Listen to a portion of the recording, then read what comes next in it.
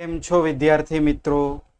હવે આપણે chapter number 2 ની અંદર લાસ્ટ લેક્ચરમાં પરમાણુ ક્રમાંક, દળ ક્રમાંક, સમસ્થાનિકો અને સમભારિકો અને તેના ઉદાહરણો ભણ્યા હતા. એના આગળના પિરિયડમાં આપણે પરમાણુ નમૂના જે બે વૈજ્ઞાનિકે આપેલા હતા, એક થોમ્સનનો પરમાણુ નમૂનો અને ત્યારબાદ રુથરફોર્ડે આપેલો પરમાણુ નમૂનો આપણે ભણ્યા હતા, જેની અંદર ગોલ્ડની એક ફોઇલ એટલે કે ગોલ્ડનું નાનું પતરું લીધું હતું, સોનાનું વરખ, એના ઉપર આલ્ફા કણોને પસાર કર્યા હતા.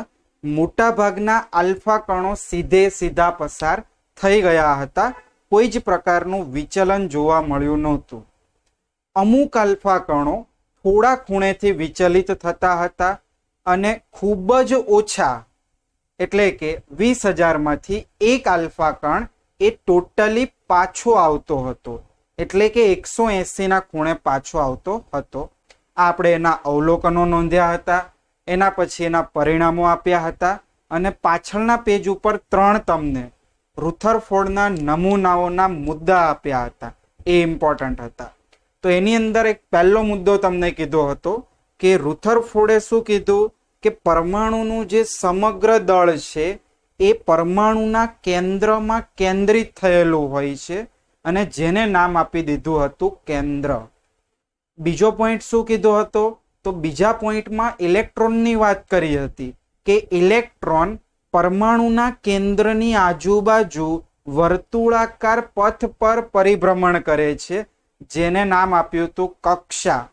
અને આ બંને વચ્ચે, ત્રીજો પોઈન્ટ, આ બંને વચ્ચે કંઈક સ્થિર વિદ્યુતીય આકર્ષણ બળ હશે, જેના કારણે તે એક સ્થિર મોડલ છે, એટલે કે સ્થિર પરમાણુ છે.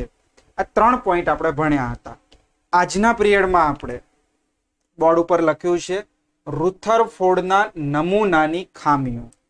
રુથરફોર્ડે નમૂનો આપ્યો, એમાં પરમાણુનું કેન્દ્ર ઓકે છે, કક્ષાઓ પણ ઓકે છે, પણ અમુક 2 બાબતો એણે કીધી નથી, એ આપણે અહીંયા ખામીઓ જોવાની છે.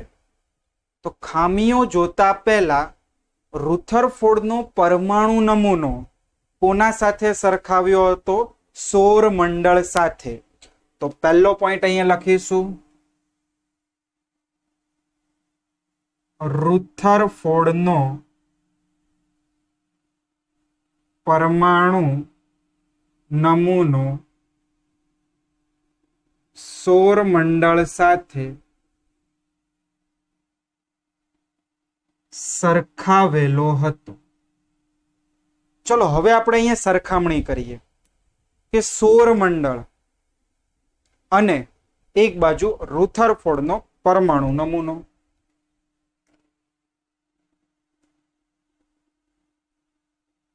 એક બાજુ સૌર મંડળ અને એક બાજુ રુથરફોર્ડનો પરમાણુ નમૂનો. જે સમાનતા છે અને જે ભિન્ન પોઈન્ટ છે એની આપણે એક યાદી બનાવીએ. તો પોઈન્ટ નંબર 1, સૌર મંડળની અંદર શું થતું હોય છે? દળદાર સૂર્ય જે કેન્દ્રીય સ્થાને હોય છે અને તેની આજુબાજુ ગ્રહો પરિભ્રમણ કરતા હોય છે. પહેલો પોઈન્ટ લખીએ.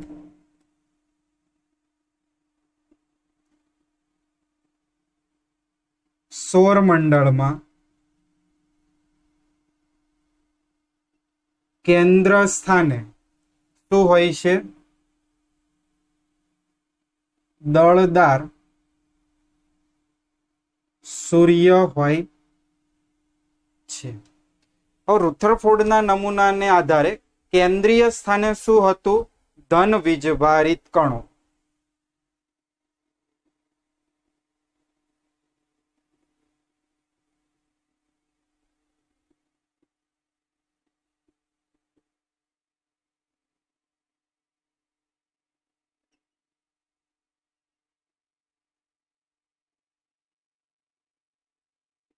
ધન વીજભારિત કણો જેને પ્રોટોન કીધું હતું. આ પહેલો પોઈન્ટ. હવે એ ધન વીજભારિત કેન્દ્ર કેન્દ્રીય સ્થાને, જે આપણે પરમાણુનું કેન્દ્ર પણ લઈ શકીએ, તો અહીં તમને લખી આપું છું પરમાણુનું કેન્દ્ર. બીજો પોઈન્ટ, કે આપણે સૌ જાણીએ છીએ, ફિઝિક્સમાં પણ તમે સૂત્ર જોયું હશે કે જ્યારે દળ ધરાવતી બે વસ્તુ વચ્ચે કંઈક આકર્ષણ બળ લાગે તેને આપણે ગુરુત્વાકર્ષણ બળ કહીએ છીએ. ગુરુત્વાકર્ષણ બળનું સૂત્ર Gm1m2/r² હોય છે.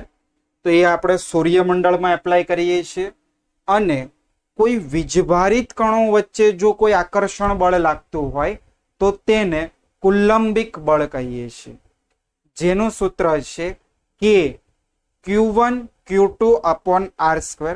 એ પણ અહીંયા લખીએ છીએ.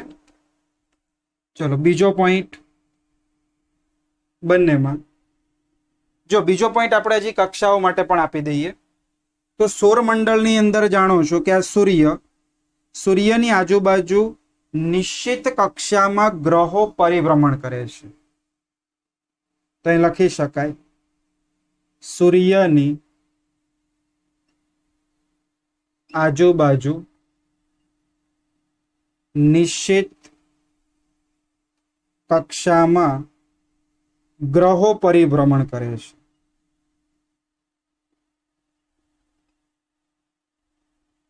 પરિભ્રમણ કરે છે જેને આપણે ગ્રહોની ભ્રમણ કક્ષા કહે છે. જ્યારે પરમાણુના કેન્દ્રના આસપાસ ઇલેક્ટ્રોન પરિભ્રમણ કરતા હોય છે, જેને રુથરફોર્ડે શું કીધું હતું? કક્ષા કીધું હતું. તો અહીંયા લખીએ કેન્દ્રની આજુબાજુ ઇલેક્ટ્રોન નિશ્ચિત વર્તુળાકાર પથમાં ભ્રમણ કરે છે, જેને કક્ષા કહે છે. તો બીજી આ સમાનતા થઈ. હવે ત્રીજી સમાનતા કે જે આકર્ષણ બળ છે એ પણ ઓલમોસ્ટ સેમ પ્રકારનું છે. તો એને હું લખું છું ત્રીજો પોઈન્ટ કે સૂર્યમંડળની અંદર ગુરુત્વાકર્ષણ બળ લાગે છે. ગુરુત્વાકર્ષણ બળ કેટલું લાગે છે? તો કે G(m1m2/r²). હવે જો જીને આપણે શું કહીએ છીએ? ગુરુત્વાકર્ષણ બળનો અચળાંક. m1 અને m2 એ દળ ધરાવતા બે કણો છે, એ લખી શકાય અહીંયા. અને r શું છે? બંને કણો વચ્ચેનું અંતર છે. આવી રીતે આ ધારો કે સૂર્ય હોય, આ પૃથ્વી છે, તો આનું દળ m1, તો આનું દળ m2. આ બંને વચ્ચેનું અંતર છે એ r છે. એટલે આ બધા મુદ્દાઓ તમને ખ્યાલ આવે. m1 અને m2 જે આ દળ ધરાવતા કણો છે, r બંને દળ ધરાવતા કણો વચ્ચેનું અંતર છે. હવે રુથરફોર્ડના નમૂનાની અંદર, તો રુથરફોર્ડના નમૂનાની અંદર આપણને ગુરુત્વાકર્ષણ બળ નથી જોવા મળતું, પણ આના જેવું સેમ ફોર્મ્યુલા ધરાવતું આપણને કુલંબિક બળ જોવા મળે છે. તો જો ત્રીજો પોઈન્ટ આમાં લખીશું, કુલંબિક બળ. તમારે ધોરણ 12 ની અંદર કુલંબિક બળનું સૂત્ર આવશે ફિઝિક્સમાં. અત્યારે હું તમને આપી દઉં છું. કુલંબિક બળ બરાબર K Q1Q2/r². તો જો બંને તમે સરખાવો. આ G ગુરુત્વાકર્ષણ બળનો અચળાંક હતો, અહીંયા K કુલંબિક બળનો અચળાંક છે. m1 અને m2 એ જે કણો હોય છે એનું દળ છે, પણ અહીંયા Q1 અને Q2 જે વીજભારિત કણો હોય છે એનો વીજભાર ધરાવે છે. તો અહીં લખીશ Q1 અને Q2 કણોનો વીજભાર છે, જ્યારે અહીંયા m1 અને m2 કણોનું દળ હોય છે.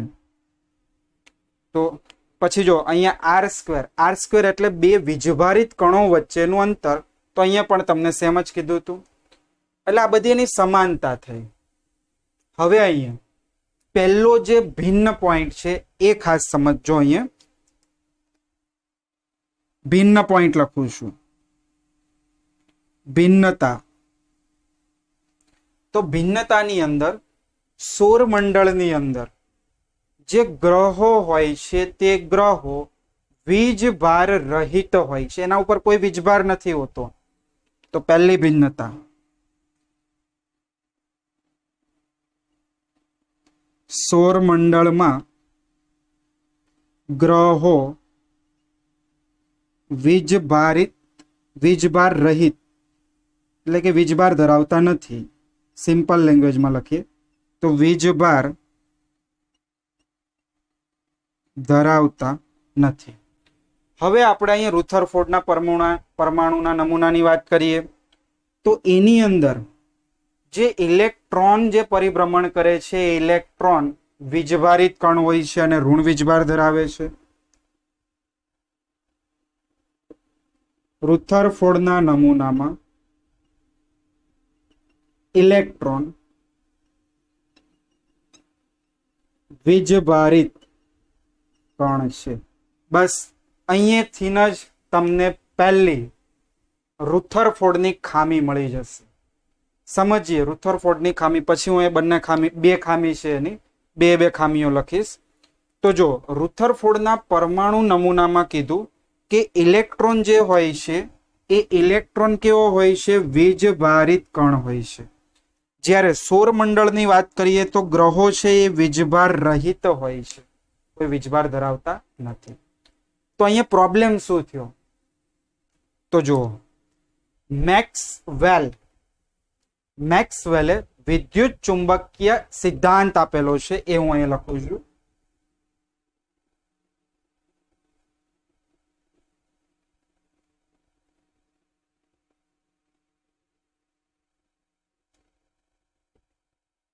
તો જો મેક્સવેલનો વિદ્યુત ચુંબકીય સિદ્ધાંત શું છે? કોઈ પણ વીજભારિત કણ જ્યારે પ્રવેગિત રીતે ગતિ કરતો હોય છે, અથવા આમ જ્યારે ગતિ કરે ત્યારે તે પ્રવેગિત થાય, અચળ એનો પ્રવેગ થશે, ત્યારે તે કઈક ઉર્જા ઉત્સર્જન કરે છે વિકિરણ સ્વરૂપે. આ છે મેક્સવેલ વિદ્યુત ચુંબકીય સિદ્ધાંત. લખીએ છીએ અહીંયા, ભારિત કણ જ્યારે પ્રવેગિત થાય છે ત્યારે તે ઉર્જાનું ઉત્સર્જન વિકિરણ સ્વરૂપે કરે છે. હવે આ વસ્તુને અહીંયા સમજીએ. રુથરફોર્ડના પરમાણુ નમૂનાની અંદર આપણે આ વાત કરી કે ઇલેક્ટ્રોન છે એ તો વીજભારિત કણ છે, એટલે આવી વસ્તુ થશે. આ છે પરમાણુનું કેન્દ્ર. હવે અહીંયા હું ઇલેક્ટ્રોન, આ ઇલેક્ટ્રોન આવી રીતે અહીંયા આની આજુબાજુ પરિભ્રમણ કરે છે. જ્યારે કોઈ વીજભારિત કણ વર્તુળાકાર માર્ગે પરિભ્રમણ કરે ત્યારે તે પ્રવેગિત થાય છે, ત્યારે તે ઉર્જાનું ઉત્સર્જન વિકિરણ સ્વરૂપે કરે છે.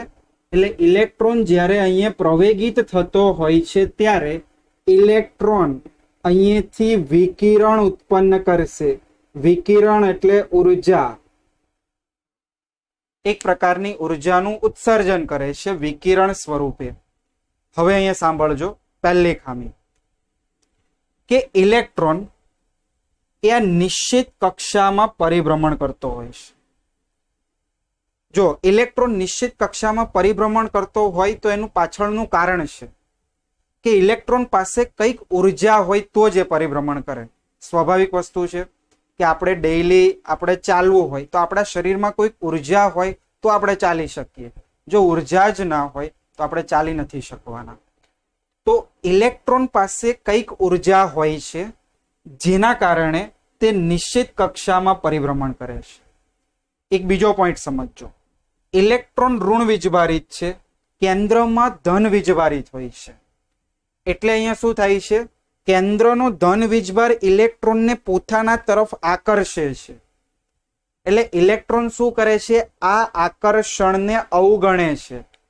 આ જે આકર્ષણ થતું હોય એ આકર્ષણને અવગણવા માટે અમુક ઉર્જા વેડફી નાખે છે, અને જે બાકી રહેલી ઉર્જા છે એ વિકિરણ સ્વરૂપે ઉત્સર્જિત થતી હોય.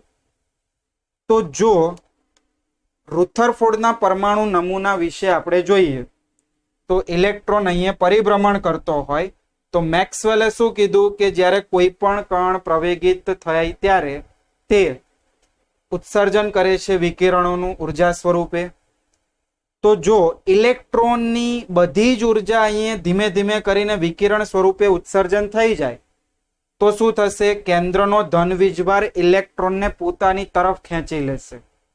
અને જો આવું થાય તો આ ઇલેક્ટ્રોનની જે નિશ્ચિત કક્ષા છે એ સંકોચન પામવા મળે, એટલે ઇલેક્ટ્રોન આવી રીતે અંદર આવવા મળે અને કેન્દ્રમાં સમાઈ જાય. બરોબર, ઇલેક્ટ્રોન આવી રીતે અંદર આવી જાય અને કેન્દ્રમાં સમાઈ જાય, અને માત્ર 10⁻8 સેકન્ડમાં ઇલેક્ટ્રોન કેન્દ્રમાં આવી જાય અને બ્લાસ્ટ થઈ જાય. પોઝિટિવ નેગેટિવ ચાર્જ જેવું અંદર આવે એટલે ધડાકો થાય. પણ હકીકતમાં જોઈએ તો આવું થતું નથી. તમે કોઈ પણ વસ્તુ ધારો કે આ પેન હોય તો આમાં પણ ઇલેક્ટ્રોન હોવાના, પણ આ ધડાકો થાય છે? નથી થતો. આ વસ્તુ થતી નથી. ક્લિયર? ફરીથી રિપીટ કરું છું. રુથરફોર્ડના નમૂનામાં રુથરફોર્ડે કીધું કે ઇલેક્ટ્રોન એક વીજભારિત કણ છે. આપણે આગળ ભણી ગયા. મેક્સવેલ સિદ્ધાંત પ્રમાણે જોઈએ તો જ્યારે કોઈ વીજભારિત કણ વર્તુળાકાર માર્ગે પ્રવેગિત થાય ત્યારે તે અમુક ચોક્કસ પ્રકારનું વિકિરણ ઉત્સર્જિત કરે છે જેના અંદર ઉર્જા હોય છે. એટલે અહીંયા શું થશે? ઇલેક્ટ્રોનની માની લો એની પાસે ઘણી બધી ઉર્જા હતી, એમાં અમુક ઉર્જા આ ધન વીજભારિત સામે જે આકર્ષણ થતું હતું એ અટકાવવા માટે વપરાઈ ગઈ. હવે બાકી રહેલી ઉર્જા ધીમે ધીમે વિકિરણ સ્વરૂપે દૂર થાય છે. તો થોડીક ક્ષણોમાં શું થઈ જવું જોઈએ? ઇલેક્ટ્રોન અંદર આવી જવો જોઈએ. અને કેટલીક ક્ષણોમાં 10⁻8 સેકન્ડમાં. પણ હકીકતમાં આવું થતું નથી. તો આપણે આખો રુથરફોર્ડનો નમૂનો ભણ્યા, એની અંદર જે પણ પરમાણુ છે એ પરમાણુની સ્થાયીતા વિશે કોઈ આપણને પોઈન્ટ નથી કીધો. પરમાણુનું કેન્દ્ર કીધું આપણને, પરમાણુની કક્ષાઓ કીધું, પણ પરમાણુની સ્થાયીતા વિશેની કોઈ જ માહિતી મળતી નથી. તો પહેલી ખામી અહીંયા આવશે. ચલો હું એ ખામીઓ લખું છું. 2 ખામી છે એની.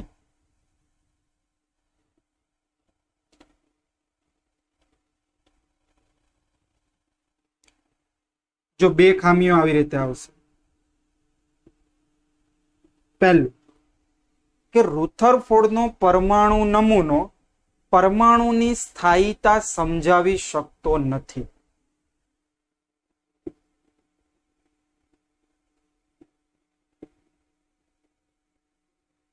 રુથરફોર્ડનો પરમાણુ નમૂનો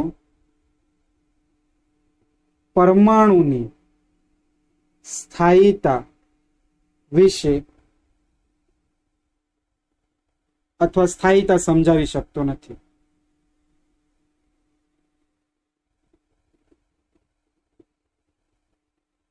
પોઈન્ટ નંબર 2, તો રુથરફોર્ડે એવું તો કહી દીધું કે કેન્દ્રની આજુબાજુ વર્તુળાકાર પથ પર ઇલેક્ટ્રોન પરિભ્રમણ કરે છે.